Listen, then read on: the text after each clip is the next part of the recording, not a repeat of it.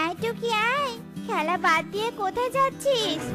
মা, বাড়িতে একা একা খেলতে ভালোই লাগছে না, তাই ভাবছি পারুলদের বাড়িতে যাই আর পারুলের সাথে খেলা করব। আচ্ছা ঠিক আছে, যা। আর শোন, পথে কোনো অদ্ভুত জিনিস পড়ে থাকলে সেটাতে যেন হাত লাগাস না, কারণ আমাদের বনে নাকি একসময় ভূত প্রেত অদ্ভুত জিনিস হয়ে পাখিদের ভয় দেখাতো, এমনকি লোভও দেখাতো, আর যে লোভে পড়ে তার ক্ষতি করতো। আচ্ছা ঠিক আছে মা, আমি কোনো অদ্ভুত জিনিস পড়ে থাকলে দেখে হাত লাগাবো না, কেমন?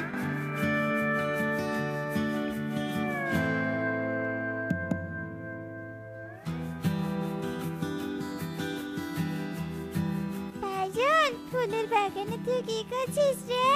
প্রজাপতি ধরেছি রে টুকি, দেখ আমি কতগুলো প্রজাপতি ধরেছি। এই প্রজাপতি গুলো তো তোর ফুলের বাগানেই থাকবে, তাহলে তুই শুধু শুধু প্রজাপতিদের বন্দি করছিস কেন? সবাইকে ছেড়ে দে, দেখবি তোদের বাগানে প্রজাপতি গুলো উড়ে উড়ে ফুলের মধু খাবে, বাগানটা যখন দেখতে খুবই সুন্দর লাগবে, বুঝতে পেরেছিস? তুই তো ঠিক বলেছিস, আমি ভেবেছি বাগান ছেড়ে চলে যাবে, তাই এদের ধরে বন্দি করেছি। দাঁড়া, আমি এক্ষুনি সব প্রজাপতিকে ছেড়ে দিচ্ছি। এরপর পারুল বন্দি করে রাখা সব প্রজাপতিকে ছেড়ে দেয়, আর প্রজাপতিগুলো উড়ে উড়ে ফুলের বাগান ছেড়ে চলে যায়। একে প্রজাপতিগুলো তো বাগান ছেড়ে চলে গেল, সব তোর জন্যই হয়েছে, এখন আমার প্রজাপতিদের ফিরিয়ে দে। এখন তোরা অনেক ভয় পেয়েছে, তুই যেভাবে ওদের বন্দি করেছিলি তাই ওরা ভয়ে উড়ে গেছে, কিছুক্ষণ পর দেখবি আবার আসবে। চল আমরা এখন পুকুর পাড়ে যাই আর সেখানে গিয়ে খেলা করব। আচ্ছা ঠিক আছে, চল।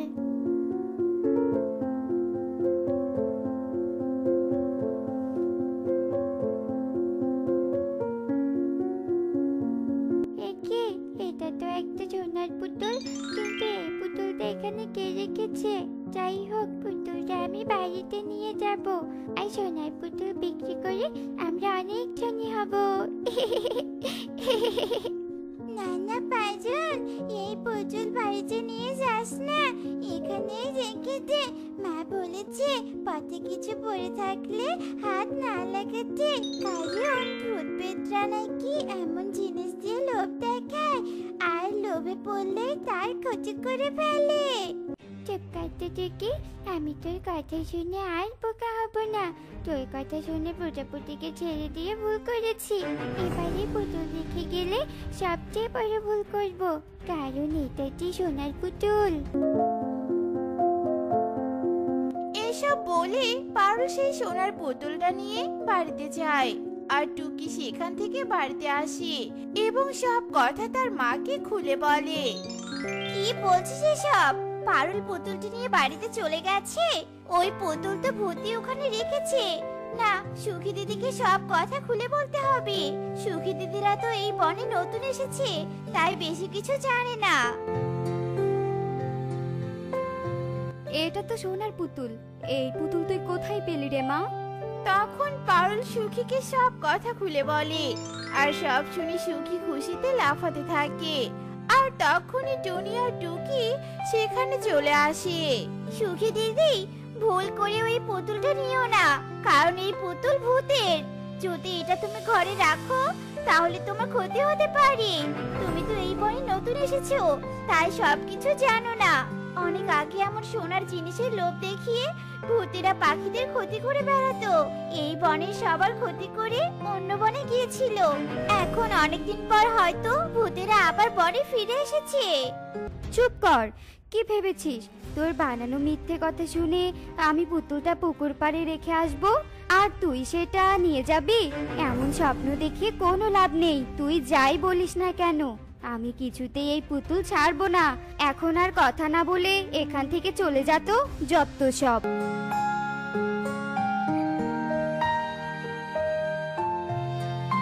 আমার লক্ষ্মী মেয়েটা আজ একটা কাজের কাজ করেছে, এই সোনার পুতুল বিক্রি করে আমরা অনেক ধনী হয়ে যাব, অনেক ধনী।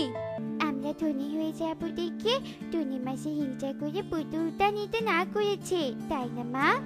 হ্যাঁ রে মা, তাই। এই বনের পাখিরা খুব হিংসা করে, কারো ভালো কেউ দেখতে পারে না। যাই হোক, আমি পুতুলটা ঘরে রেখে দেই।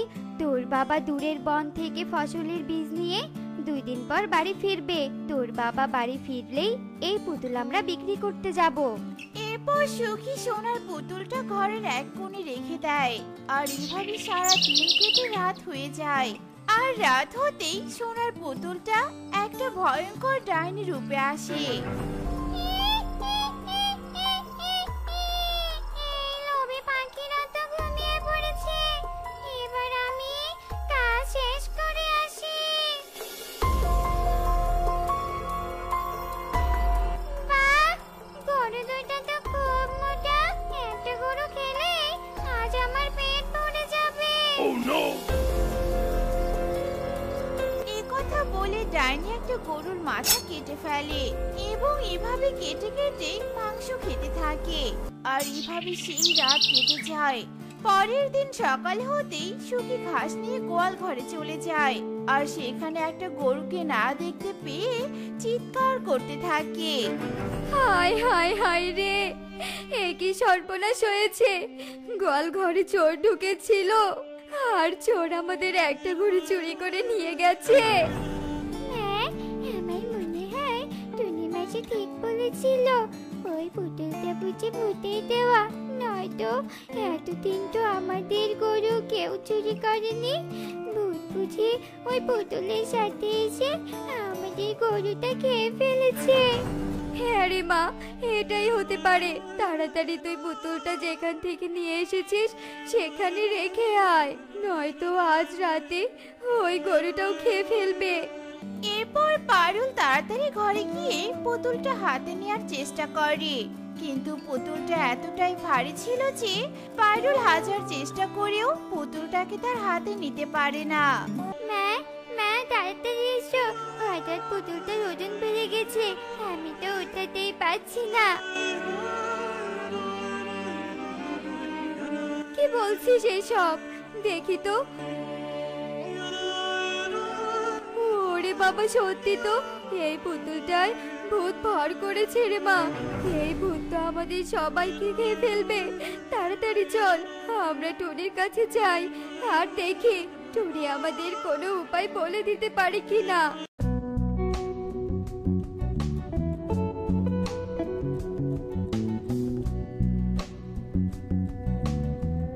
টুনি, এই টুনি, বাড়িতে আছিস? কি হয়েছে সুখী, এভাবে হাঁপাচ্ছ কেন? টুনি, তোর কথা না শুনে আজ আমাদের সর্বনাশ হয়ে গেছে। এরপর সুখী টনিকে সব কথা খুলে বলে। বেশি লোভ করেছো যে, তাই আজ তোমার এত বড় সর্বনাশ হয়েছে। এখন আমার সাথে তান্ত্রিকের কাছে চলো, তান্ত্রিক ছাড়া এই ভূতকে কেউ তাড়াতে পারবে না। হ্যাঁ টুনি, তাই চল।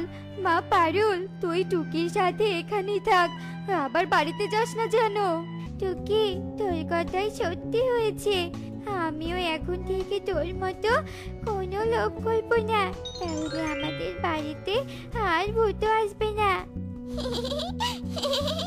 হ্যাঁ রে, ঠিকই বলেছিস। তান্ত্রিক বাবা, তান্ত্রিক বাবা, আমাদের সাহায্য করুন তান্ত্রিক বাবা, আমরা খুব বিপদে পড়ে আপনার কাছে এসেছি। আচ্ছা বল দেখি, কি হয়েছে তোদের? এরপর টুনি তান্ত্রিককে সব কথা খুলে বলে। সব শুনে তান্ত্রিক বলে, ওটা একটা ভয়ঙ্কর টুকি ডাইনি। আমি ওকে ধরে ফেলবো বলে পুতুল রূপে পাখিদের বাড়িতে ঢুকেছে। এই ডাইনি তো দেখছি খুব চালাক, এবার ওর চালাকি ছুটিয়ে ছাড়বো।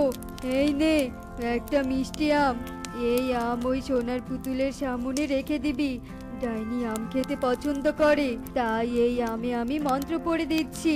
এই আম খেলে ডাইনি জ্বলে পুড়ে মারা যাবে। আচ্ছা ঠিক আছে তান্ত্রিক বাবা, আর আমাদের সাহায্য করার জন্য অনেক ধন্যবাদ। এরপর সুখী আমটি নিয়ে বাড়িতে চলে আসে আর ঘরে ঢুকে পুতুলের সামনে আমটি রেখে দেয়। এভাবেই দেখতে দেখতে রাত নেমে আসে।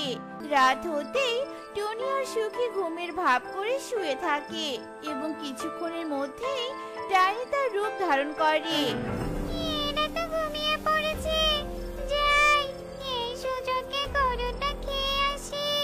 বাহ, আমটা তো অনেক সুন্দর, খেতেও বুঝি খুব মিষ্টি হবে। আগে আমটা খেয়ে নেই। এসব বলে ডাইনি এক কামড়ে আমটি খেয়ে ফেলে, আর আম খেতেই ডাইনির পুরো শরীর নীল হয়ে যায়। ওরে বাবা রে, ওরে মারে, মরে গেলাম রে, মরে গেলাম। আমার শরীর যে জ্বলে গেল। সুখী দিদি, এখন আর কোনো ভয় নেই, শয়তান ডাইনি মরে গেছে। তোকে অনেক ধন্যবাদ রে টুনি, তোর জন্যই আজ এত বড় বিপদের হাত থেকে বাঁচতে পারলাম। এখন তোর বাড়িতে গিয়ে মেয়েটাকে নিয়ে আসতে হবে। হ্যাঁ সুখী দিদি, চলো আমার সাথে। কণিকা, আমার খাবার তাড়াতাড়ি দাও, আমার অফিসে যেতে দেরি হয়ে যাচ্ছে। কণিকা, শুনতে পাচ্ছ না? এই নাও তোমার খাবার, আর ফটাফট খেয়ে অফিসে চলে যাও। কণিকা, আমার অফিসের ব্যাগটা দাও, খুঁজে পাচ্ছি না, কোথায় রেখেছো? এখন কি তোমার সব কাজ আমাকেই করে দিতে হবে নাকি? 2 টাকার চাকরি করে, তার আবার ভাব দেখলে মাথায় নষ্ট। তোমার নিজের ব্যাগ তুমি নিজে খুঁজে নাও। কণিকা, আমি কিন্তু এখন ঝগড়ার মুডে নেই, তাই গায়ে পড়ে ঝগড়া করবে না, ভালোই ভালোই বলছি, ব্যাগটা খুঁজে দাও। আমি আমার বাবার বাড়ি চলে যাব, থাকবো না আর এখানে।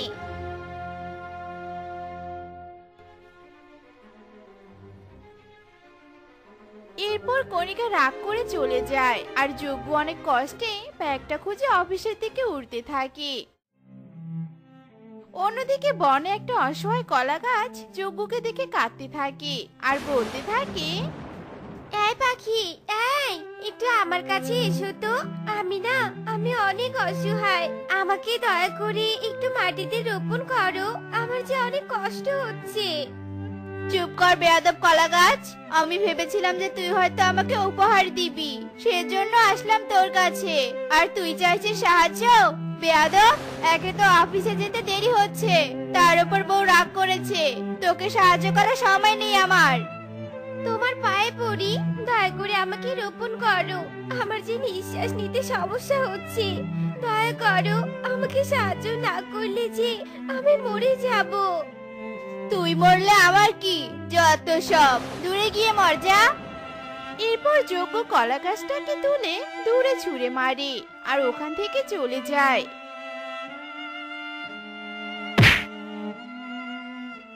আহ, গেল রে, আমার কোমরটা ভেঙে গেল।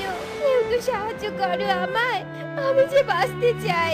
হে সৃষ্টিকর্তা, এই অসহায় অধম কলা গাছকে সাহায্য করার জন্য কাউকে পাঠাও সৃষ্টিকর্তা, কাউকে পাঠাও। এভাবে কেটে যায় 2 দিন।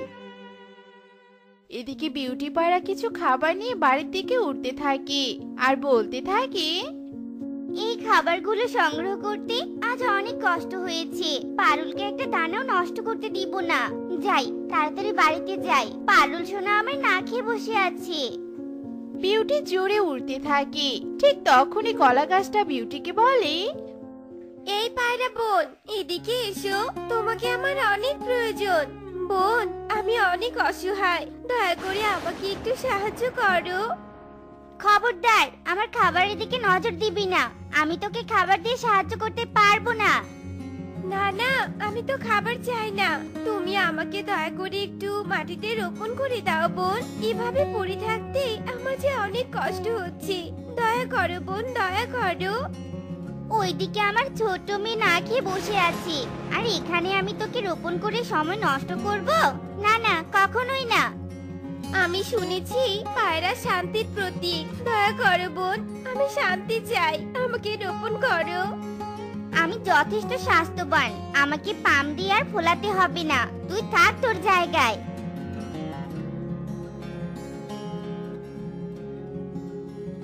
কেউ সাহায্য করে না আমাকে, আমার মনে হচ্ছে আর বেঁচে থাকা হবে না, সবাই অনেক স্বার্থপর, সবাই। এভাবে আরো 2 দিন কেটে যায়। কলা গাছ অনেকটা দুর্বল হয়ে পড়ে। একদিন টুনি কলা গাছের পাশ দিয়ে উড়ে যাচ্ছিল। এমন সময় কলা গাছের কান্না শুনে টুনি দাঁড়িয়ে পড়ে। কি ব্যাপার কলা গাছ, তুমি এভাবে কাঁদছো কেন? কি হয়েছে তোমার, বলো আমাকে। আমি এক অধম অসহায় কলা গাছ। আমি বনের অনেক পাখির কাছে সাহায্য চেয়েছিলাম, কিন্তু কেউ আমার উপর দয়া করেনি। আমাকে কেউ রোপণ করেনি, জানো। শান্ত হও, কেঁদো না, আমি তোমাকে সাহায্য করব। আমি কবিরাজের বাসা থেকে আমার মেয়ের জন্য ওষুধ নিয়ে এসে তোমাকে নিয়ে আমার বাড়িতে যাব আর তোমাকে আমার বাড়িতে রোপণ করব। তুমি একটু ধৈর্য ধরো। ঠিক আছে, যাও তুমি। টুনি কবিরাজের বাড়ির দিকে উঠতে থাকে। টুনি কবিরাজের কাছ থেকে ঔষধ নিয়ে আবারও কলা গাছের কাছে আসে। কলা গাছ, আমার কাজ শেষ, চলো এবার আমার বাড়িতে।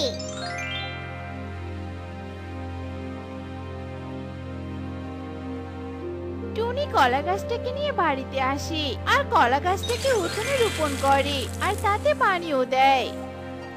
আহ, শান্তি। আমার খুবই ভালো লাগছে আজ টুনি। টুনি, তুমি না থাকলে আমি আজ মরেই যেতাম। তোমাকে যে কি বলে ধন্যবাদ দিব বোন। ধন্যবাদ দিতে হবে না, তুমি আমার বোনের মতোই। তুমি একটু বিশ্রাম করো, আমি টুকিকে ওষুধ খাইয়ে আসি, কেমন? এইভাবে বেশ কিছুদিন কেটে যায়। টুনি আর টুকি মিলে কলা গাছটার বেশ যত্ন করে। একদিন সকালবেলা টুকি কলা গাছটাতে পানি দিতে এসে সোনার কলা দেখে অবাক হয়ে যায়। আমি কি দেখছি? সোনার কলা। মা, ও মা, এদিকে এসে দেখে যাও, সোনার কলা ধরেছে আমাদের গাছে। মা,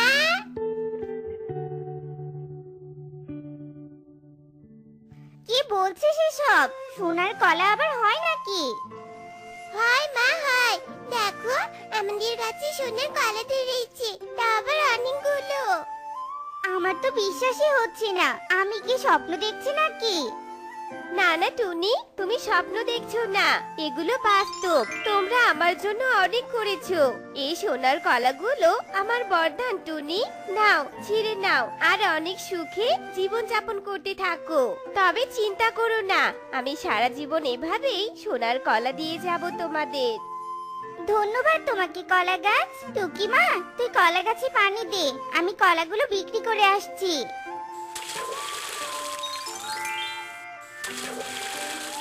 টুনি সোনার কলা বাজারে বিক্রি করে বাড়িতে ফিরে আসে আর সেই টাকা দিয়ে অনেক সুখে দিন কাটাতে থাকে।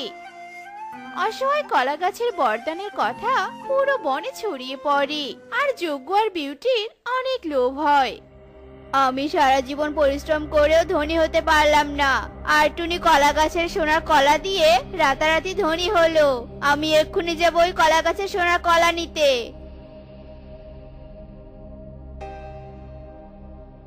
ওই কলা গাছটা তো আমার কাছে সাহায্য চেয়েছিল, তার মানে কলা গাছের বরদানে আমারও অধিকার আছে। আমি এক্ষুনি যাচ্ছি সোনার কলা নিতে। বিউটি ও টুনির বাড়ির দিকে উঠতে থাকে। যজ্ঞ আর বিউটি একসাথে টুনির বাড়িতে প্রবেশ করে। টুনি, এই টুনি, কোথায় তুই? এদিকে আয় বলছি, আমরা কলা গাছে সোনার কলা নিতে এসেছি, আমাদেরকে সোনার কলা দে। কলা গাছ আমার, তাহলে আমি তোমাদের কেন সোনার কলা দিব? যাও এখান থেকে, লোভীর দল কোথাকার। এই কলা গাছ আমাদের কাছেও সাহায্য চেয়েছিল, আর তাই সেই সূত্রে সোনার কলার উপর আমাদেরও অধিকার আছে। দে, নয়তো এক্ষুনি মেরে তোকে তক্তা বানাবো। বিউটি আর যজ্ঞর কথা শুনে কলা গাছ রেগে যায়। তোদের সাহস তো কম নয়, তখন আমাকে সাহায্য করিসনি, আর এখন এসেছি সোনার কলা চাইতে। দাঁড়া, দেখাচ্ছি মজা। কলা গাছ জাদু করে লাঠি বের করে আর যজ্ঞ আর বিউটিকে মারতে থাকে। আর মার খেতে খেতে ওরা পালিয়ে যায়। আর টুনি কলা গাছের বরদান নিয়ে সুখে জীবনযাপন করতে থাকে।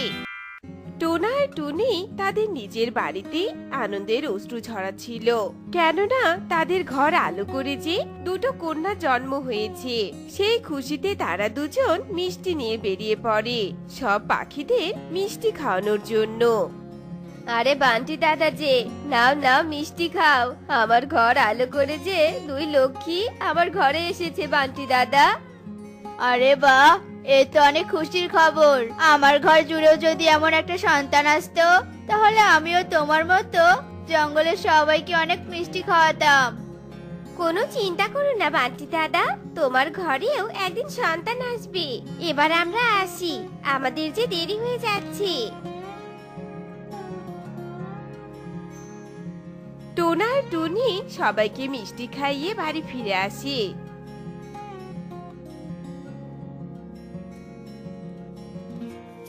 মা বাবা, তোমরা ফিরে এসেছো? আমাদের যে ভীষণ খিদে পেয়েছে, তোমরা আমাদের তাড়াতাড়ি খাবার খেতে দাও।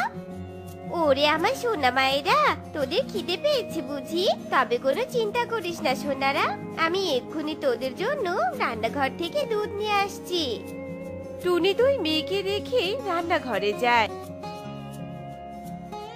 আর ওদের দুজনের জন্য 2 গ্লাসে দুধ এনে দুজনকে খাওয়ায়।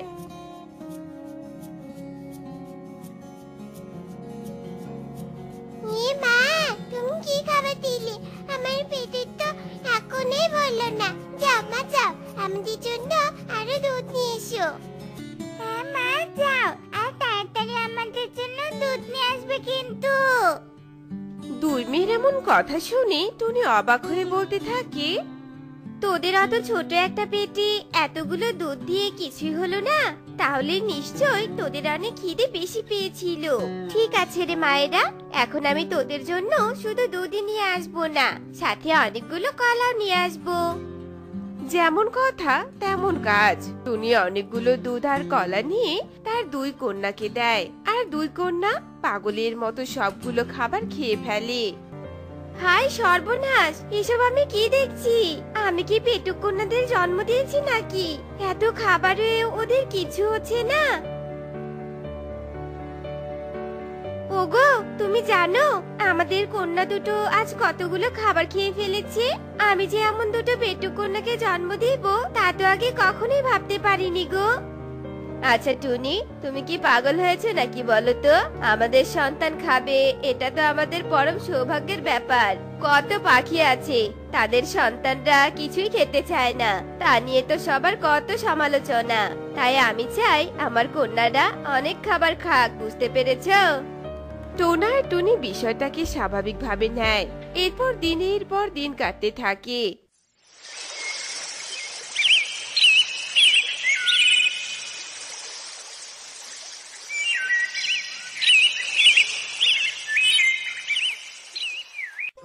দিদি দিদি, তুই জানিস রেনু ঠাম্মির নাতনির বিয়ে হচ্ছে?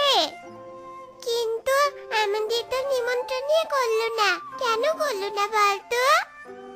আমাদের নিমন্ত্রণ করতে ভুলে গেছে, তাই বলে তো আর আমরা যেতে ভুল করব না। চল চল, আমরা দুজনে গিয়ে পেট ভরে একটু ভালো মন্দ খেয়ে আসি। চল চল তাহলে। 2 পেটুক কন্যা মনের খুশিতে উড়ে উড়ে বিয়ে বাড়িতে যায়, আর কোনো কথা না বলে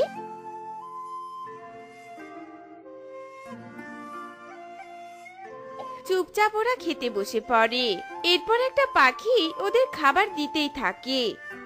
আরে, এত অল্প করে খাবার দিলে হয় নাকি? দাও দাও, আরো বেশি করে খাবার দাও। তোরা দুজনে যেভাবে খেতে শুরু করেছিস, এতে করে তো বিয়ে বাড়ির সবার খাবারের সংকট পড়ে যাবে। ওরে, তোরা দুজন এবার একটু কম করে খা না রে, কম করে খা। ঠাম্মি, তুমি জানো না খাবার খাওয়ার সময় এত কথা বলতে নেই। খাবার খাওয়ার সময় মনোযোগ দিয়ে খাবার খেতে হয়, তাহলে না কোন খাবারের কেমন স্বাদ সেটা বোঝা যায়, আর খাবারটা অনেক মজা করে খাওয়া যায়, বুঝেছো? আর শোনো, পটি করার সময়ও কিন্তু মনোযোগ দিয়ে পটি করতে হয়, তবেই না বোঝা যায় পেট ফাঁকা হলো কিনা। তোদের এত এত যুক্তির সাথে আমি তো পুরো মূর্তি হয়ে যাচ্ছি। টুকি আর টুনটুন অন্য কোনো দিকে মনোযোগ না দিয়ে বিয়ের সব খাবার দুজনেই সাবার করে দেয়। পেটের একটা কোণে সবে মাত্র বললো, এবার আমাদের দই আর মিষ্টি দাও তো। ও ঠাম্মি, তুমি এমন ঝাড়ু হাতে কেন দাঁড়িয়ে আছো? ও তো ছাড়ি কোথাকার, তোদের দুটোকে এখন আমি ঝাড়ু পিটা করবো বলেই তো এমন ঝাড়ু নিয়ে দাঁড়িয়ে আছি। এসব তুমি কি বলছো? টুনটুন রে, তাড়াতাড়ি পালা, নয়তো আমাদের আর কোনো রক্ষী থাকবে না বোন। ও তো ছাড়ি মুখ বুড়ি, থাম বলছি থাম। একবার যদি আমি তোদের ধরতে পেরেছি না, দুজনকে একেবারে রোস্ট বানিয়ে খাবো বললাম। দাঁড়া বলছি। ঠাম্মি, ও ঠাম্মি, তুমি আমাদের ধরতে পারবে না। তুমি যে বুড়ি হয়ে গিয়েছো, আর বুড়িরা কখনো আমাদের সাথে পারে না। দু বোন হাসতে হাসতে পালিয়ে যায় আর একটা গাছের ডালে বসে দইয়ের ঘটি থেকে দই বের করে খেতে থাকে। এই সামান্য দই খেয়ে তো কিছু হলো না রে। চল, আমরা এবার বাড়ি ফিরে যাই। দু বোন বাড়িতে আসতে থাকে। এদিকে রেনু ওদের বাড়িতে এসে টোনা আর টুনিকে দুই মেয়ের নামে নালিশ করে চলে যায়। আর ওরা দু বোন যেই না বাড়ি আসে অমনি ওদের মা মারতে শুরু করে। তোদের দু বোনকে কি আমি কম খাওয়াই? হ্যাঁ, তবুও কেন তোরা অন্যের খাবার খাস বলতো? আজ আমাকে না বলে তোরা অন্যের খাবার খেতে গিয়েছিস। আজ তোদের আমি মেরে তোদের শুকিয়ে শুটকি বানাবো, এই বলে দিলাম। মা, বাবা লক্ষ্মী মা আমাদের, দয়া করে তুমি আমাদের মেরো না, আমাদের ছেড়ে দাও মা, আমাদের যে ভীষণ লাগছে। ও মা, তোমার পায়ে পড়ি মা। অন্যের খাবার সময় মনে থাকে না যে আমি তোদের মারবো? হ্যাঁ, আমরা কি করবো বলো তো? আমাদের যে ভীষণ খিদে পায়, খাবারের গন্ধ পেলে আমরা একদম ঠিক থাকতে পারি না। তবে মা, আমরা যখন আজ তোমাকে কথা দিচ্ছি, আমরা আর কোথাও যাবো না। তুমি আমাদের যা খেতে দিবে আমরা তাই খাবো মা, দয়া করে আর মেরো না। আচ্ছা ঠিক আছে, এবারের মতো আমি তোদের দু বোনকে মাফ করে দিলাম। যা গিয়ে হাত মুখ ধুয়ে পড়তে বস। এরপর ওরা দু বোন বাধ্য মেয়ের মতো হাত মুখ ধুয়ে পড়তে বসে। এরপর দেখতে দেখতে বেশ কিছুদিন কেটে যায়।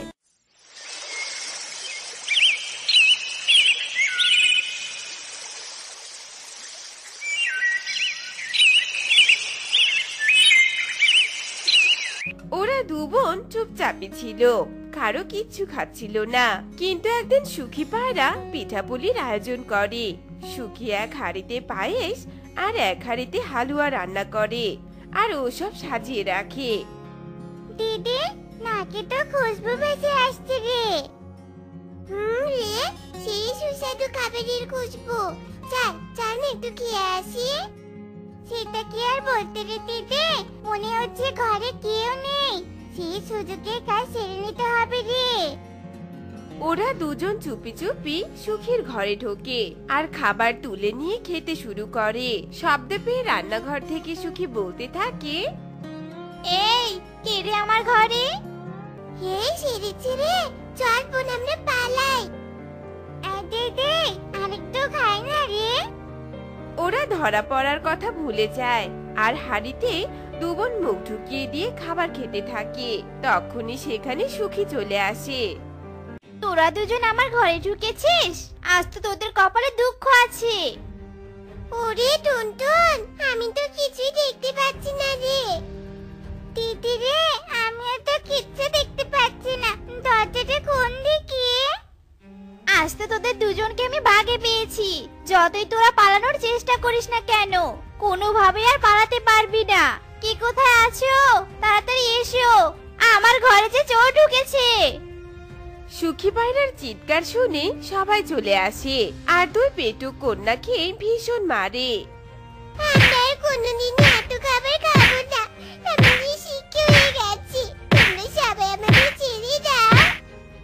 ওরা দু বোন হাউমাউ করে কাঁদতে শুরু করে আর এসব দেখে সবার অনেক মায়া হয়।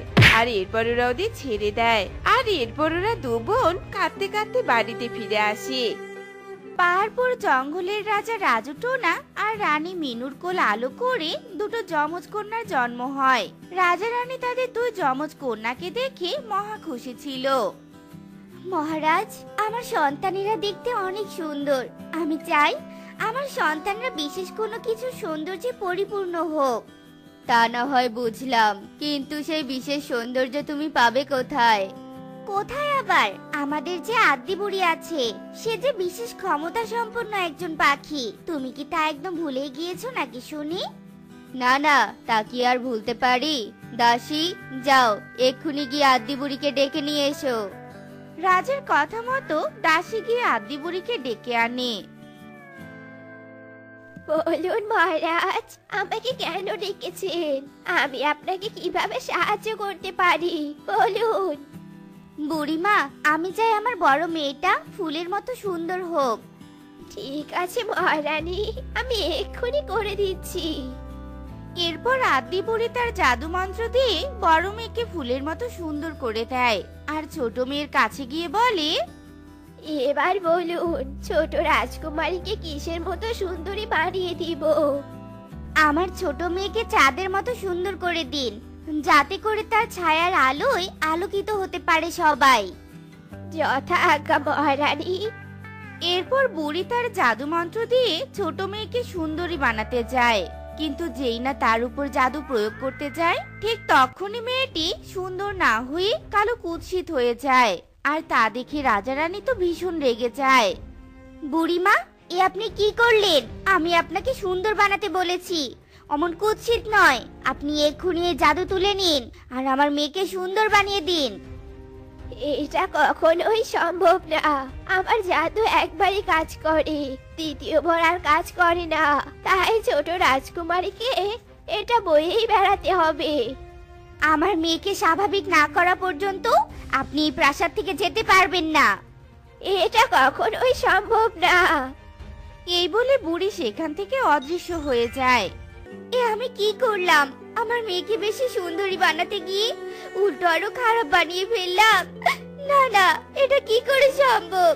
এখন আমার মেয়েটার সারাটা জীবন শেষ হয়ে যাবে। রানী, কেঁদো না, এতে তোমার কোনো দোষ নেই। এটা আমাদের কপালের লিখন, তাই হয়েছে। তুমি দেখো, আমাদের মেয়ে অনেক বুদ্ধিমতী আর গুণবতী হবে। তাই যেন হয় মহারাজ, তাই যেন হয়। রাজা রানী তাদের ছোট্ট মেয়েকে নিয়ে অনেক দুশ্চিন্তা করতে থাকে, আর এভাবেই দেখতে দেখতে কেটে যায় বেশ কিছুদিন।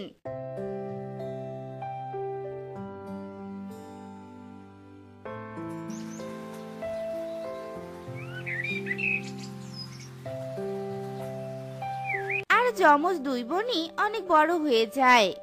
মা বাবা, আমি বাগানে যাচ্ছি ফুলদের সাথে গল্প করতে। দিদি, আমিও যাব তোমার সাথে। দাঁড়াও না একটু।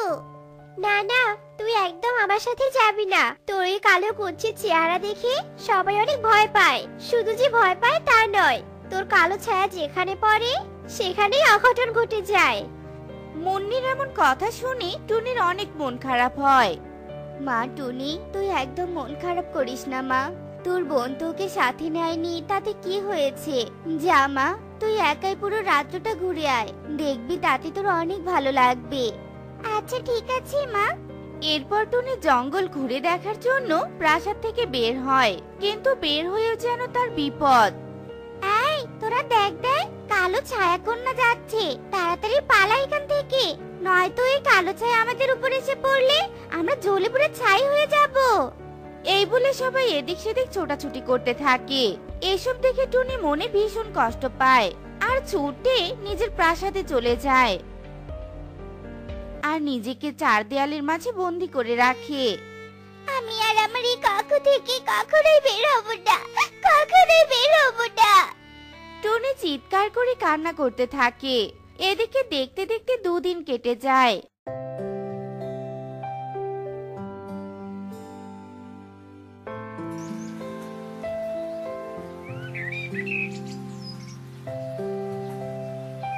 আর অন্যদিকে মুন্নির বিয়ের জন্য সবাই চলে আসে, আর টুনি সেখানে উপস্থিত হওয়ার সাথে সাথে ছেলে পক্ষরা উঠে দাঁড়ায়। হে কি, এখানে এই রাজ্যে এমন কুৎসিত একটা রাজকন্যা আছে, আগে জানলে তো আমি এখানে কখনোই আমার ছেলের বিয়ের জন্য পা রাখতাম না। এই তোমরা সবাই চলো, আমরা অন্য কোনো রাজ্যের রাজকুমারীর সাথে আমার ছেলের বিয়ে দিব। না না, আপনারা এভাবে বলবেন না, দয়া করে আপনারা বসুন। কেউই আর রাজার কোনো কথাই শোনে না, আর সবাই উঠে চলে যায়। এ দেখে মুন্নি ভীষণ রেগে যায়। শয়তান কুৎসিত টুনি, আজ তোর কারণে আমার বিয়ে ভেঙে গেল। এর জন্য আমি তোকে কোনোদিনই ক্ষমা করব না। মুন্নি রেগে আগুন হয়ে সেখান থেকে চলে যায়। আর টুনি এসব দেখে তার মাকে বলে, মা, বাবা, আমি এই রাজ্যে থাকতে থাকতে হাঁপিয়ে গেছি। আমি এমন কোথাও যেতে চাই যেখানে আমাকে নিয়ে কোনো সমালোচনা থাকবে না, আমাকে দেখে কেউ ভয় পাবে না। ঠিক আছে রে মা, তোর যা ভালো মনে হয় তুই তাই কর, কিন্তু নিজের খেয়াল রাখবি, কেমন? ঠিক আছে বাবা। এরপর টুনি তার বাবা মাকে বিদায় জানিয়ে প্রাসাদ থেকে বেরিয়ে যায়। আর যেতে যেতে একটা নির্জন জঙ্গলে চলে যায়। আর হঠাৎই তার সামনে একটা বাঘকে দেখতে পায়। প্রাসাদ থেকে বেরিয়ে এলাম একটু প্রাণ খুলে বাঁচবো বলে, কিন্তু এখানে তো পড়ে গেলাম বাঘের সামনে। আজ বুঝি এখানে মরতে হবে আমাকে।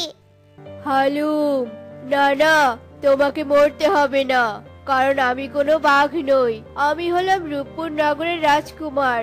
এই জঙ্গলে এসেছিলাম ভ্রমণ করার জন্য, কিন্তু আদ্দি বুড়ি তার জাদু দিয়ে আমাকে বাঘ বানিয়ে দেয়, আর আমি তখন থেকে বাঘ হয়েই রয়েছি। তোমার এমন করুণ অবস্থা দেখে তো আমার ভীষণ খারাপ লাগছে। কিন্তু তোমার এমন অবস্থা কেন? কুচকুচে কালো ছায়া কেন তোমার? শুনেছিলাম ছোটবেলায় আদ্দি বুড়ি আমাকে অধিক সুন্দরী বানাতে গিয়ে এমন কুৎসিত করে দিয়েছে। তাহলে সে নিশ্চয়ই তার কোনো উদ্দেশ্য হাসিলের জন্য এমন কাজ করেছে। তোরা একদম ঠিক বলেছিস, আমি তোদের যৌবন কেড়ে নিয়েছি, আর সেটা আমার নিজের ভিতর প্রতিস্থাপন করে আমি আবারও যুবতী পাখি হয়ে যাব। এবার থাক তোরা তোদের মতো, আমি কি আমার ধ্যানে বসে পড়ি। রাজকুমার আর রাজকুমারীকে কোনো কথা বলার সুযোগ না দিয়ে আদ্দি বুড়ি সেখান থেকে অদৃশ্য হয়ে যায়। শোনো রাজকুমারী, আমাদের আর হাত পা গুটিয়ে বসে থাকলে চলবে না। আমাদেরকে অভিশাপ মুক্ত হওয়ার কোনো উপায় খুঁজে বের করতে হবে। তুমি একদম ঠিক বলেছো রাজকুমার, চলো সামনের দিকটাতে যাওয়া যাক।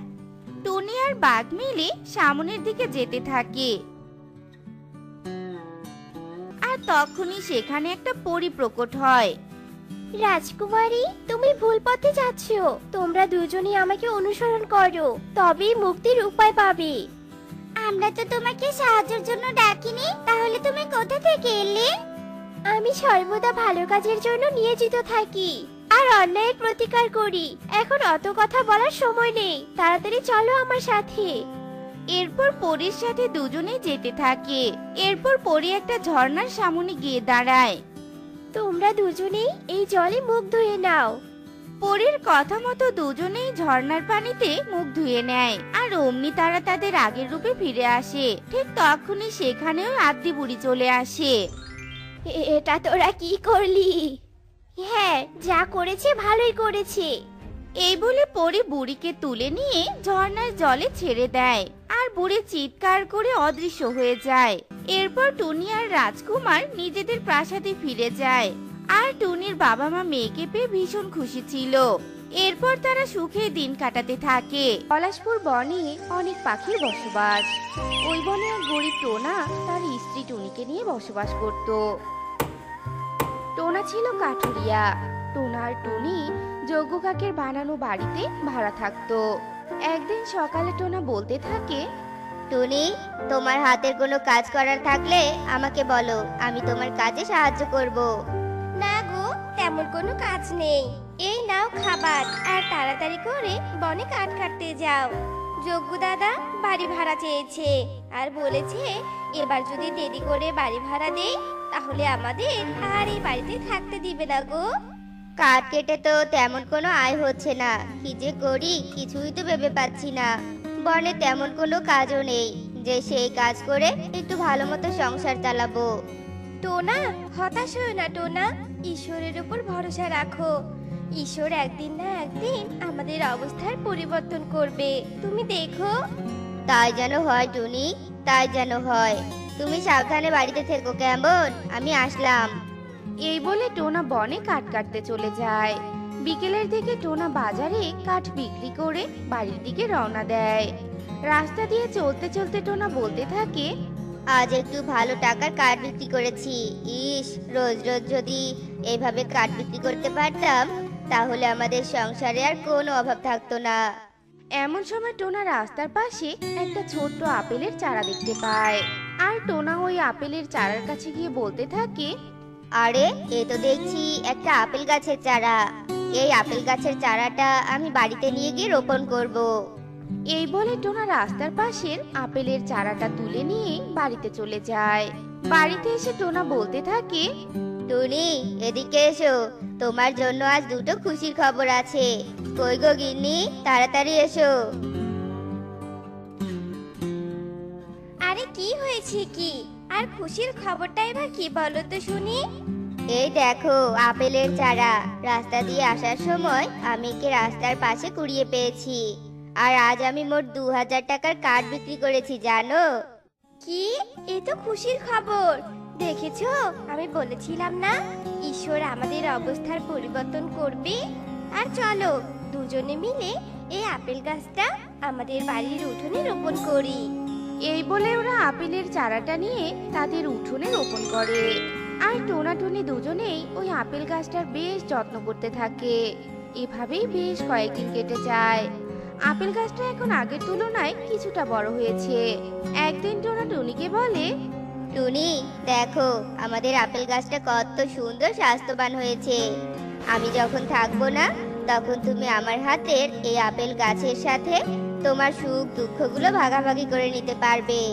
আর টুনি, তুমি এই আপেল গাছটাকে আমার স্মৃতি হিসেবে ধারণ করবে কেমন? টোনা, তুমি এসব কি বলছো বলো তো? তুমি আমাকে ছেড়ে কোথায় চলে যাবে? ওরে আমার লক্ষ্মী সোনা বউ রে, আমি তো আমার মৃত্যুর কথা বলছি। আমি না থাকলেও তুমি তোমার যত্ন নিবে কেমন? টোনার এমন কথা শুনে টুনি কান্না করে দেয় আর বলতে থাকে, চুপ করো টোনা, চুপ করো। ঈশ্বর আমার আয়ুগুলো তোমাকে দিয়ে দিক, আমি তোমাকে হারাতে চাই না টোনা। আমি যে তোমাকে ছাড়া বাঁচতে পারবো না, তাই তুমি কখনো আর এমন কথা বলবে না, কখনোই বলবে না, এই বলে দিলাম আমি। হয়েছে হয়েছে, আর কান্না করতে হবে না। আমি তো এগুলো মজা করে বলছি। কান্না থামাও থামাও বলছি, আমার কাজে যেতে দেরি হয়ে যাচ্ছে। এই বলে টোনা টুনিকে শান্ত করে কাজে চলে যায়। টোনা বনে বেখেয়ালি ভাবে গাছ কাটতে থাকে। এমন সময় গাছের একটা বড় ডাল এসে টোনার শরীরে পড়ে আর টোনা সেখানেই মারা যায়। এমন সময় ওই দিক দিয়ে কবুতর যাচ্ছিল। কবুতর টোনার মৃত দেহটা টোনার বাড়িতে নিয়ে আসে। আর টুনি টোনাকে এই অবস্থায় দেখে ভীষণ কাঁদতে থাকে। টোনা, এ কি হলো তোমার? তুমি সত্যি সত্যি স্বার্থপরের মতো আমাকে ছেড়ে চলে গেলে। এখন আমি কি করে বাঁচবো টোনা? তুমি ফিরে এসো আমার কাছে টোনা। এই বলে টুনি অনেক কান্না করে। টুনি টোনা সৎকার করিয়ে ওই আপেল গাছের কাছে এসে বলতে থাকে, টোনা, তোমার স্মৃতি, তোমার এই আপেল গাছ, এই আপেল গাছকে আমি আমার জীবন দিয়ে হলেও আগলে রাখবো টোনা। এই আপেল গাছের কোনো ক্ষতি হতে দিব না আমি। অনেক যত্ন করব আমি এই আপেল গাছের। টুনি টোনার স্মৃতি ওই আপেলের গাছটার অনেক যত্ন করে। টুনি টোনার কথা মতো ওই আপেল গাছের কাছে ওর সব সুখ দুঃখের কথা বলে। এভাবেই দিন চলতে থাকে। আপেল গাছটা অনেক বড় হয়ে যায়। এরপর টোনার হাতে লাগানো সেই আপেল গাছে অনেক আপেল ধরে। এই দেখে টুনি অনেক কান্না করে আর বলতে থাকে, টোনা, আজ যদি তুমি বেঁচে থাকতে তাহলে তুমি এই আপেল গাছের আপেল দেখে অনেক খুশি হতে টোনা। টুনি যখন এসব বলছিল তখনই সেখানে যজ্ঞ কাক আসে আর বলতে থাকে, স্বামীর শোকে কান্না করা হচ্ছে বুঝি এখানে? তা বলি কি, আমার বাড়ি ভাড়ার টাকাগুলো দিয়ে তারপর না হয় আবার কান্না করিস। এখন যা, আমার টাকাগুলো নিয়ে আয়। যজ্ঞ দাদা, আমি এখন তোমার টাকা দিতে পারবো না গো। আমার কাছে যে কোনো টাকা নেই। তুমি তো জানোই দাদা, টোনা মারা যাওয়ার পর আমি কত কষ্টে দিন কাটাচ্ছি। আমি এখানে তোর দুঃখের গল্প শুনতে আসিনি। আজ আমাকে টাকা না দিলে আমি তোকে আর এই বাড়িতে থাকতে দিব না। যজ্ঞ দাদা, তুমি এতদিন ধৈর্য ধরেছো, আর কয়েকটা দিন ধৈর্য ধরো। আমি আপেল গাছের আপেল বিক্রি করে তোমার সব টাকা পরিশোধ করব। টুনির কথা শুনে যজ্ঞ কাক ওই আপেলের গাছটার দিকে তাকায় আর বলতে থাকে, বাহ, এত সুন্দর নাদুস নুদুস আপেল গাছটা এতক্ষণ আমার চোখেই পড়েনি। আমি আমার টাকা তোলার উপায় পেয়ে গেছি। আজ থেকে এই আপেল গাছ আমার দখলে। এই গাছের ওপর তোর আর কোনো অধিকার নেই। কি বলছো কি যোগু দাদা? এমনটা করো না যোগু দাদা। এই আপেল গাছটা আমার টোনার স্মৃতি। আমাকে কয়েকদিন সময় দাও, তারপরে দেখো আমি তোমার টাকা শোধ করে দিব। তবু তুমি আপেল গাছটা তোমার দখলে নিও না। কি? এটা ওই মরা টোনার স্মৃতি? কার স্মৃতি হয় হোক, আমি যখন বলেছি এই আপেল গাছ আমার দখলে, তখন এটা আমার দখলে। আমি এই গাছের আপেল বিক্রি করে অনেক ধনী হব। টুনি যজ্ঞ কাকের এমন লোভনীয় কথা শুনে বলতে থাকে, আমার স্বামীর স্মৃতি আমি জীবন দিয়ে হলে রক্ষা করব। শয়তান লোভী যজ্ঞ কাক, আমি তোকে এই আপেল গাছ কোনোদিনও দখল করতে দিব না। কি কি বললি? তোর এত বড় সাহস, তুই আমাকে হুমকি দিস? কি করে এই আপেল গাছ দখল করতে হয় সেই বুদ্ধিও আমার আছে। দাঁড়া, আমি তোকে দেখাচ্ছি মজা। এই বলে যজ্ঞ কাক লাঠি দিয়ে টুনিকে মারতে থাকে আর টুনি অনেক কান্না করতে থাকে।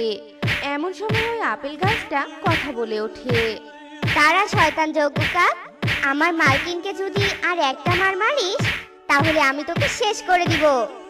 গাছের কথা শুনে যজ্ঞ কাক আর টুনি দুজনেই অবাক হয়ে যায়। আর যজ্ঞ কাক বলতে থাকে, তুই একটা গাছ হয়ে আমাকে শেষ করার হুমকি দিস? দাঁড়া, তোর মালকিনের আগে তোকেই আমি কেটে ফেলবো। এই বলে যজ্ঞ কাক টুনির ঘর থেকে একটা কুড়াল নিয়ে আসে। আর যেই না আপেল গাছটাকে কাটতে যাবে, ঠিক তখনই ওই আপেল গাছের একটা বড় ডাল এসে যজ্ঞ কাকের গলা পেঁচিয়ে ধরে। আর যজ্ঞ কাক দম বন্ধ হয়ে সেখানেই মারা যায়। টুনি আপেল গাছের এই কাণ্ড দেখে বলতে থাকে, আপেল গাছ, তুমি কথা বলতে পারো? আমি তো নিজের চোখকেই বিশ্বাস করতে পারছি না আপেল গাছ। মালকিন, আমি তোমার স্বামীর প্রতি ভালোবাসা আর তোমার দুঃখ দেখে প্রকৃতি মায়ের কাছে প্রার্থনা করতাম, যাতে করে আমি অলৌকিক ক্ষমতার অধিকারী হতে পারি আর তোমাকে সাহায্য করতে পারি। প্রকৃতি দেবী আজ আমাকে এই ক্ষমতা দান করেছেন, আর এখন থেকে আমি তোমাকে সোনার আপেলও দিতে পারবো। আপেল গাছের কথা শুনে টুনি অনেক খুশি হয়ে যায়। আর টুনি ওই আপেল গাছকে নিয়ে অনেক সুখে শান্তিতে দিন কাটাতে থাকে। তো বন্ধুরা, আমাদের আজকের এই গল্পটি তোমাদের কাছে কেমন লেগেছে তা কমেন্টে জানাতে ভুলো না কিন্তু।